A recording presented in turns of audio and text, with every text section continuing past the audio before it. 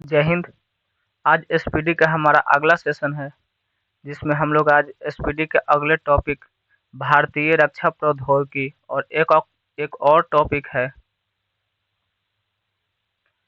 मानव शरीर। ये दो टॉपिक के बारे में आज हम लोग डिस्कस करेंगे। तो चलिए, आज का जो पहला टॉपिक है कौन सा, भारतीय रक्षा प्रौद्योगिकी, इसके बारे में हम लोग डिस्कस करते हैं। तो चलिए, आज की क्लास हम स्टार्ट करते हैं। रक्षा अनुसंधान रक्षा अनुसंधान एवं विकास संगठन यानी कि डीआरडीओ की स्थापना वर्ष 1958 में डॉक्टर एपीजे अब्दुल कलाम की अध्यक्षता में की गई थी। जो डीआरडीओ की स्थापना कब हुई थी? 1958 में। किसकी अध्यक्षता में? डॉक्टर एपीजे अब्दुल कलाम की अध्यक्षता में की गई थी। डीआरडीओ के मुख्य कार्य रक्षा के संदर्भ में अनुसंधान, डिजाइन तथा विकास कार्यक्रम को संचालित करना है। डीआरडीओ का मुख्य कार्य रक्षा के संदर्भ में अनुसंधान, डिजाइन तथा विकास कार्यक्रम को संचालित करना है। भारत का एकीकृत प्रक्षेपास्त्र विकास कार्यक्रम आईजीएमडीपी भारत के एकीकृत प्रक्षेपास्त्र विकास कार्यक्रम आईजीएमडीपी 1982-83 में आरंभ 1982 से 83 में आरंभ किया गया था। ठीक।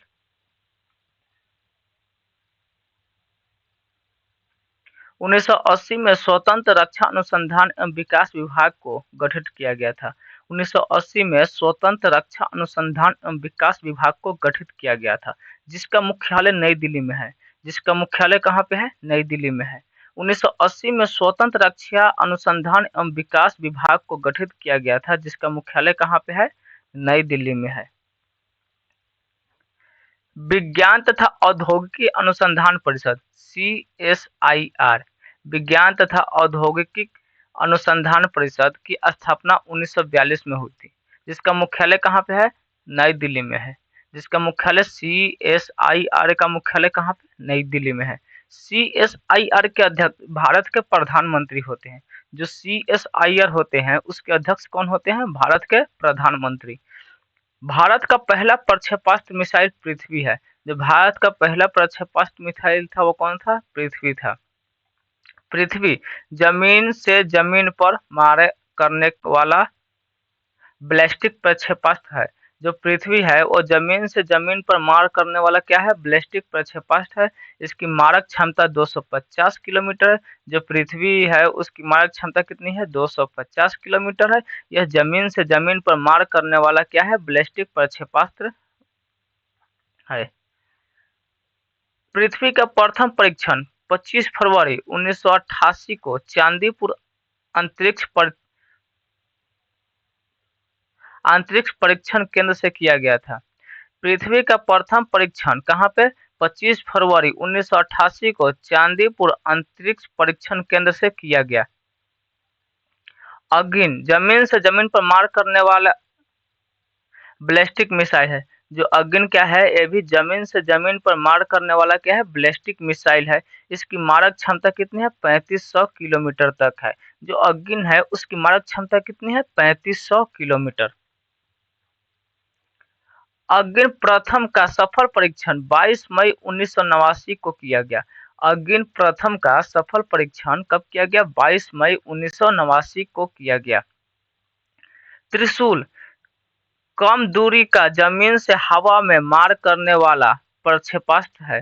त्रिशूल क्या है? कम दूरी का जमीन से हवा में मार करने वाला क्या है? प्रक्षेपास्त्र है। इसकी जो मारक क्षमता कितनी है? 9 किलोमीटर। जो त्रिशूल है उसकी मारक क्षमता कितनी है? 9 किलोमीटर।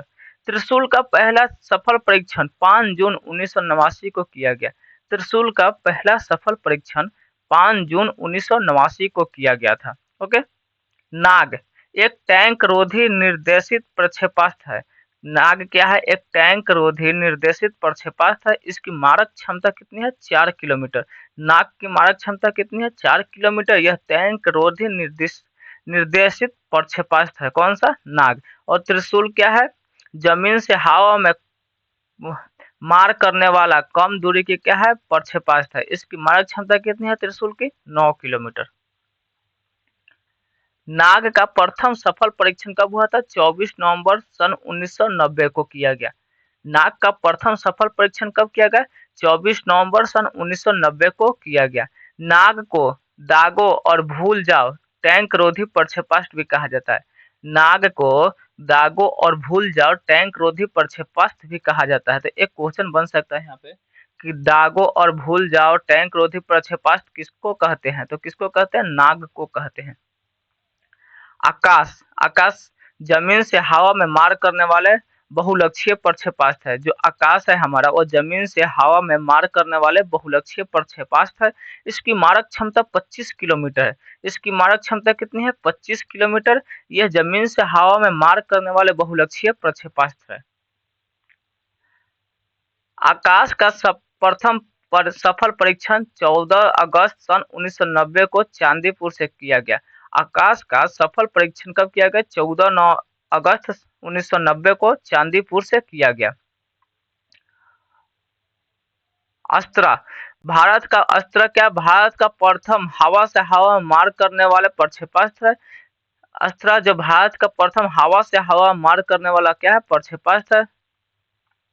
युद्ध टैंक अर्जुन का विकास रक्षा अनुसंधान एवं विकास संगठन के द्वारा किया गया है, जिसे 1996 में सेना को समर्पित किया गया। जो युद्ध टैंक अर्जुन था उसका विकास किसने किया था?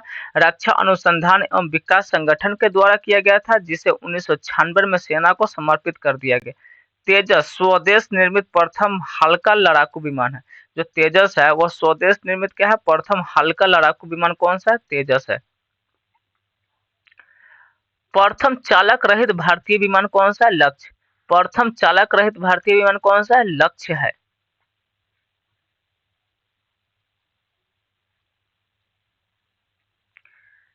निशांत स्वदेशी तकनीकी से निर्मित पायलट रहित प्रक्षेपण विमान है। कौन सा है? निशांत स्वदेशी तकनीकी से निर्मित पायलट रहित प्रक्षेपण विमान कौन सा है? निशांत है। और प्रथम चालक रहित भारतीय विमान कौन सा है? लक्ष्य है। ब्रह्मोस सुपरसोनिक क्रूज प्रक्षेपास्त्र सुपरसोनिक क्रूज मिसाइल है। ब्रह्मोस मुख्यतः एक पोतनाशक प्रक्षेपास्त्र है। जो ब्रह्मोस है वो क्या है? एक मुख्यतः पोतनाशक क्या है? प्रक्षेपास्त्र है। जो हमारा अगला टॉपिक यानी कि जो टॉपिक नंबर 2 है क्या है? मानव शरीर ह्यूमन बॉडी।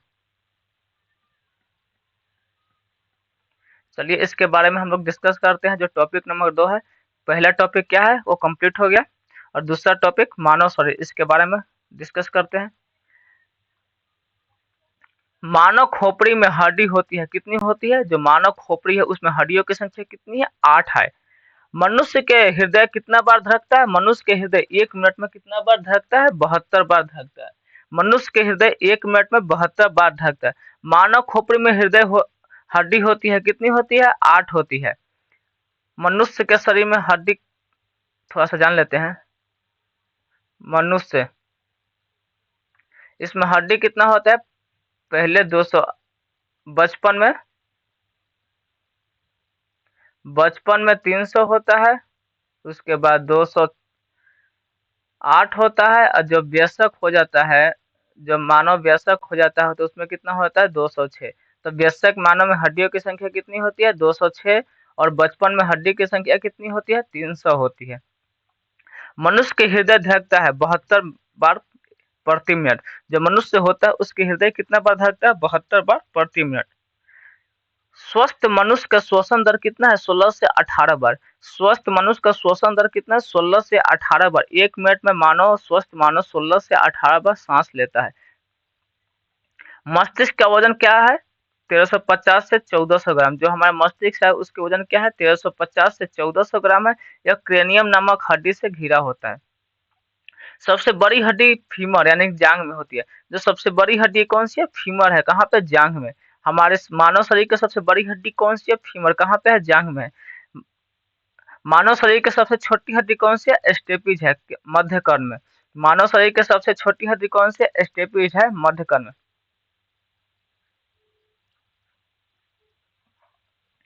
सबसे मजबूत हड्डी कौन सी है? जबड़े की हड्डी। सबसे मजबूत हड्डी कौन सी है? जबड़े की हड्डी।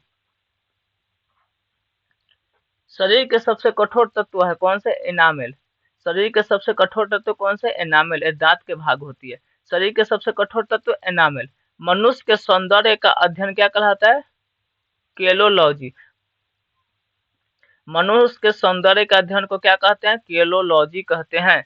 सामान्य मनुष्य का रक्तचाप कितने होते हैं? 120/80।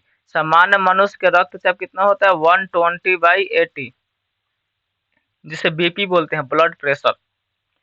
शरीर में रक्त परिभ्रमण में लगभग समय कितना लगता है? 23 सेकेंड। जो ब्लड सर्कुलेशन है वह पूरे शरीर में कितने देर में पूरा शरीर में घूम जाता है? 23 सेकेंड में। शरीर में रक्त परिभ्रमण में लगा समय कितना है? 23 सेकेंड।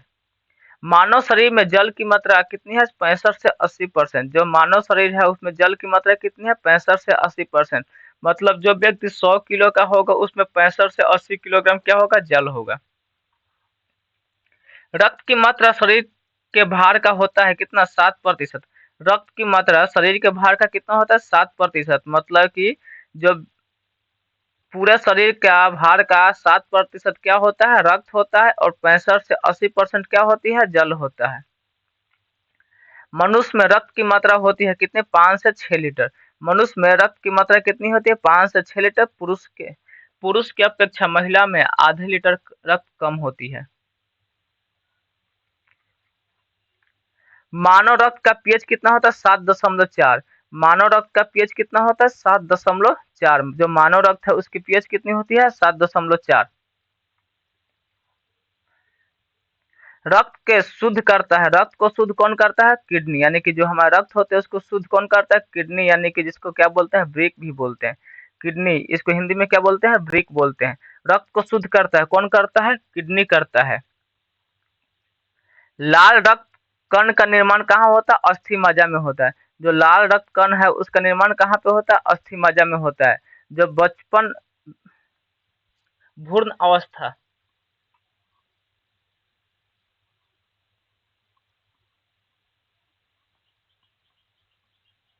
भ्रूण अवस्था में रक्त का निर्माण कहाँ पे होता है? मेसोडर्म। कहाँ पे होता है? मेसोडर्म में, या यकृत में बोल सकते हैं। मेसोडर्म या यकृत में होता है भ्रूण अवस्था में रक्त का निर्माण। और वयस्क अवस्था में रक्त का निर्माण कहाँ पे होता है? अस्थि मज्जा में होता है। लाल रक्त कण की जीवन काल कितनी होती है? 20 से 120 दिन। जो लाल रक्त कण है उसकी जीवन काल कितनी होती है? 20 से 120 दिन। श्वेत रक्त कण का जीवन काल कितना होता है? 2 से 4 दिन। श्वेत रक्त कण का जीवन काल होता है कितनी? 2 से 4 दिन। श्वेत रक्त कण को कहा जाता है ल्यूकोसाइट। श्वेत रक्त कण को कहा जाता है, क्या कहता है? ल्यूकोसाइट। लाल रक्त कण को कहा जाता है, क्या कहता है? एरिथ्रोसाइट। लाल रक्त कण को कहा जाता है, क्या कहता है? एरिथ्रोसाइट। श्वेत रक्त कण को क्या कहा था? ल्यूकोसाइट। और आरबीसी, आरबीसी को क्या कहते हैं? एरिथ्रोसाइट। और डब्ल्यूबीसी को ल्यूकोसाइट। शरीर का ताप नियंत्रक, जो हमारा शरीर का जो बॉडी टेम्परेचर का नियंत्रण कौन करता है? बॉडी टेम्परेचर का कंट्रोल कौन करता है? हाइपोथैलेमस ग्रंथि। बॉडी टेम्परेचर है उसको कंट्रोल कौन करता है? हाइपोथैलेमस ग्रंथि। सर्वदाता रक्त समूह कौन सा है? यानी कि यूनिवर्सल डोनर ब्लड कौन सा है? ओ। सर्वदाता रक्त समूह कौन सा है? ओ है। यूनिवर्सल डोनर कौन है? ओ। सर्वग्राही रक्त समूह यानी कि यूनिवर्सल रिसेप्टर कौन है? A B. सर्वग्राही रक्त समूह कौन सा है? A B. ब्लड बैंक कहलाता है किसको कहते हैं? प्लीहा, स्प्लीन या तिल्ली।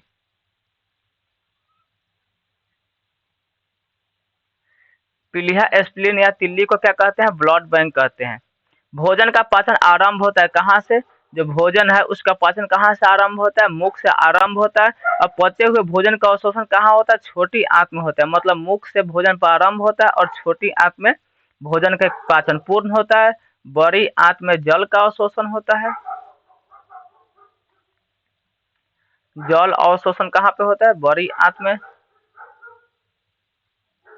पित्त स्रावित होता है कहाँ से? यकृत के दीवारों से। जो पित्त स्रावित होता है वो कहाँ से होता है? यकृत के दीवारों से होता है।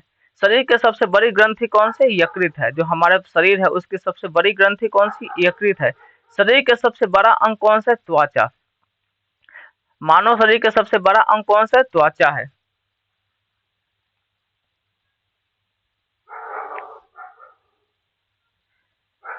सबसे छोटा ग्रंथि कौन सा? पिट्यूटरी ग्रंथि। मानव शरीर का सबसे छोटा ग्रंथि कौन सा? पिट्यूटरी ग्रंथि। इसे पिट्यूटरी को क्या बोलते हैं? Master gland.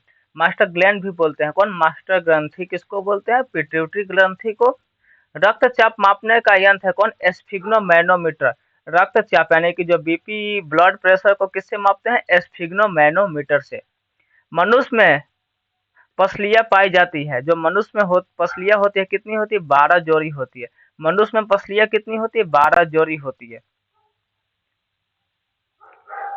शरीर में हृदय की कुल शरीर में हड्डियों की कुल संख्या कितनी है? 206। शरीर में हड्डियों की कुल संख्या कितनी है? 206। बचपन में हड्डियों की कुल संख्या कितनी होती है? 300 होती है। मांसपेशियों की कुल संख्या कितनी है? 639। मांसपेशियों की कुल संख्या कितनी है? 639। लार में पाए जाने वाले एंजाइम है कौन सा? टाइलिन। लार में पाया जाने वाला एंजाइम कौन सा है? टाइलिन। इसके अलावा भी एंजाइम होता है कौन सा? लाइसोजाइम। लाइसोजाइम, टाइलिन, डाइएस्टेज तथा म्यूलिन। 4 प्रकार के एंजाइम निकलते हैं जिसमें सबसे ज्यादा स्राव किसका होता है? टाइलिन को होता है। टाइलिन कीटाणुओं को प्रभाव को नष्ट कर देता है। लिंग निर्धारण होता है। जो लिंग निर्धारण किसके द्वारा होता है? पुरुष क्रोमोसोम पर निर्भर करता है। जो लिंग निर्धारण किसके द्वारा होता है? पुरुष क्रोमोसोम के द्वारा।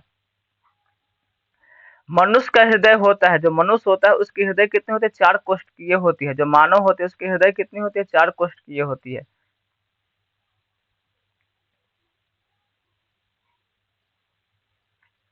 दायां आलेंद,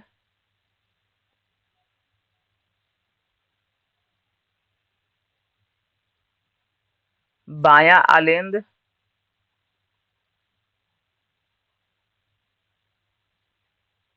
दायां निलय,